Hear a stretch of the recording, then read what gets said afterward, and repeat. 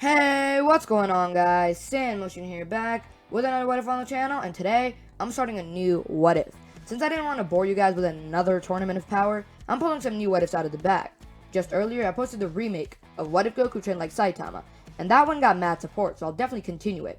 Although, this one goes way further back to millions of years before Z, and this is What If Beerus actually did his job. The God of Destruction's job is to erase threats in the universe and make the mortal level better by erasing planets that aren't doing any good for the mortal level. So, the mortal level was actually introduced to us in the Zen exhibition match, in which we found out Universe 7 was second to last, just above Universe 9, which was pretty terrible, since their Supreme Kai sucked. But here we have a different situation with our God of Destruction being terrible. But what if Beerus did his job? He could drastically change everything. So, before we begin this part, let's hit a like goal of 35 likes for this one shot. Also, please make sure to subscribe. My channel stats show that 60% of you aren't subscribed. So make that red button gray, and just know you can always change your mind later. With that sellout out of the way, let's get into it. To start off, we need to do some stuff with timing of Beerus and everything. And we need to know some stuff about the Kais. Now, we know Elder Kai was, to our knowledge, the first of Universe 7's created. And we also know he was sealed 75 million years before age. And we know Beerus has existed for over 100 million years. 100 million years before age. So that's a 25 million year gap between Elder Kai sealed, and in that time frame, Beerus trains under Whis and becomes the God of Destruction, replacing the previous one, who we never actually got a name for.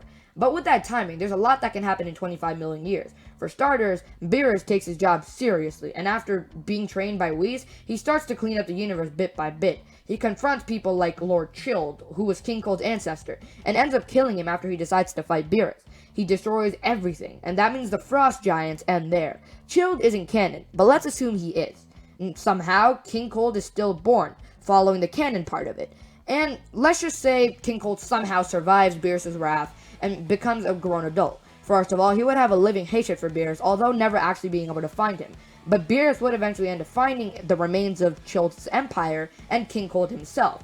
And he would end up killing him because, well, for his ancestor's mistake, and Cold would probably be just like him. If Beerus had let him live, Frieza would be born, and everything with the Saiyans and everything would happen. So, another thing that would happen is more meetings with the Elder Kai to reform worlds and make new ones. They would make new planets and plans to improve every single planet that is there, to increase their mortal level and impress the Omni King. Elder Kai is still young, and here doesn't make the mistake of fusing with some witch, because he's busy working on planets. Although, there is no real render of him while he was young, so I will be using the old one. Eventually, the first Super Saiyan is born, and Beerus ends up getting news of it. The Oracle would not inform him of arrival because, well, King Cold's dead, Frieza's never born and never rules planet Vegeta, never destroys Vegeta, and Bardock never sends Goku to Earth. Speaking of Earth, everything goes normal there with Kami landing, and the same things play out with King Piccolo and everything, with Mutaito dying. But Earth will be attended to later. Planets like Namek are noticed by Beerus and Elder Kai, who found out about the Dragon Balls in the last surviving Namek.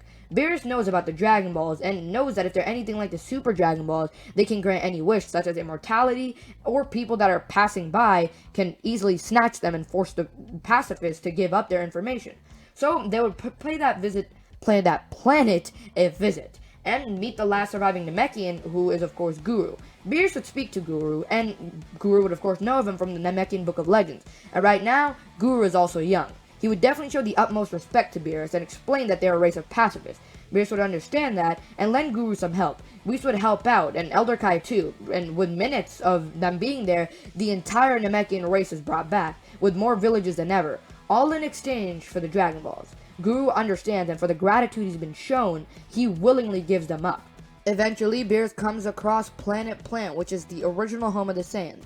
They haven't moved yet since it hasn't been like 5 million years before, the Super Saiyan was born and everything. So, the Super Saiyan was born, and he did end up miserably losing to the evil Saiyans, like we know, and basically all of them died. King Vegeta, or a Vegeta, still has not risen, so therefore Planet Vegeta has not been born yet. It hasn't been named after Vegeta, which means that, well, none of the other warriors are created yet. Also, if you remember from earlier this video, King Cold died, and that means Frieza is never born. So that means Frieza never rules Planet Vegeta, even if it were to be born. and that means Bardock never sends Goku off to Earth. So before we get into Earth and everything, just want to mention Beerus would end up destroying this planet, not because it's a threat, but more because it's a nuisance and a waste of mortal space. He realizes this planet could be made much better with the Elder Kai, and basically that's his job, so Elder Kai ends up making it better, replaces the planet with a better one that has sustainable life, and ones that are going to be beneficial for the universe, and help out eventually. So, that happens with the Saiyans. Basically, their problem is resolved. And the Grand Priest and Zeno are very impressed with Beerus and the Elder Kai's work. So much so that they end up honoring them in a way by putting an example for the rest of the other God of Destructions and Supreme Kais. And eventually, Elder Kai might even get more friends or Kais alongside with him. So much of partners, but partially students as well. Since it is to our knowledge that Elder Kai was the first Kai of Universe 7, at least as far as it goes, we do know that there were other Kais. Now, since Elder Kai never got trapped in the Z-Sword, none of the other Kais actually showed up. But I think this is why it took longer. Now, eventually, they do end up coming around. So the South, East, North, West, and the Grand Kai are all picked up, alongside Shin, who is their apprentice. And they end up picking Shin up because, well, he seems promising. And as we know, well, he's not really promising later on. But he does help with a few things. Back to Earth, though. We do know Earth's events have been playing out much like usual. We're at the point where King Piccolo is supposed to be revived, but actually, he isn't. The Pilaf gang has actually been stopped. Wait, by who? Well, yeah, Goku isn't here, so who would stop them? Well, Gohan, Krillin, Bulma, and Roshi. See, if Goku never lands on Earth, he never stomps Gohan to death, which means Gohan is still alive. Which also means that when Bulma runs across Gohan, he would give up the Dragon Ball in exchange for, traveling along with her, because he realizes that Roshi has a Dragon Ball too, so they would eventually meet up with him, who's teaching a student, Krillin, and they would all become good friends and stop the Pilaf gang, also stopping the Red Ribbon Army. But Gero would still live, and hopefully in his eyes would end up becoming a genius creating robots to destroy Gohan and the others. Mainly Gohan, Roshi, and Krillin, because Bulma doesn't really do much. Also Yamcha would be found, but he doesn't really play a big role. And that's when Supreme Kais, the Supreme Kais, inform Beerus of this planet, and tell him that there are Dragon Balls on this one as well. Beerus remembers Namek, and remembers that he did say, Guru said that there was another Namekian, and Namekians are the only ones with the ability to create Dragon Balls. So once Beerus arrives, he actually goes to the first God key signature he senses, and that's of course, Kami. Right as he approaches him, Beerus calls him a Namekian. Of course, Kami has no idea what Beerus is talking about, since he never had any idea who his origins were, or what his origins were. So, Kami has no idea, but he can tell that Beerus is godly. Since we do know Kami can sense some type of God key, he should probably be able to sense this, and he senses the immense pressure coming off of him. Same with how Dende did in the original series in Battle of Gods. And he also notices his attire. He immediately bows and says, "Who are you?" Beerus would reply by saying he's a god of destruction, with the person being next to him is an angel. He explains that this Earth has become not so valid and needs to be destroyed. And he also calls out Kami for not doing anything, saying how could he be the god of Earth and not protect it, or not make it improve. Kami doesn't really say anything, he can't, and sweat starts to drip down his cheek, wondering what's going to happen to this. And Kami asks that if this planet is to improve by Beerus, may he help. Beerus completely declines this, and says that the Supreme Kais will work on making it better after he destroys it. Kami gets more scared, wondering if he will get destroyed as well, as he does know that multiple other fighters live on this as well. But Beerus simply says that he will go to Namek, his home planet, as someone named Guru was expecting him. And Beerus made a promise-ish to recruit him one day, and now that he's run across Kami, he ends up doing so. Kami would have to hand over the Dragon Balls, and as he wishes, Mr. Popo would go alongside with him. And that's the end of Earth. So with Beerus doing his job, first of all, the Saiyans have been dealt with.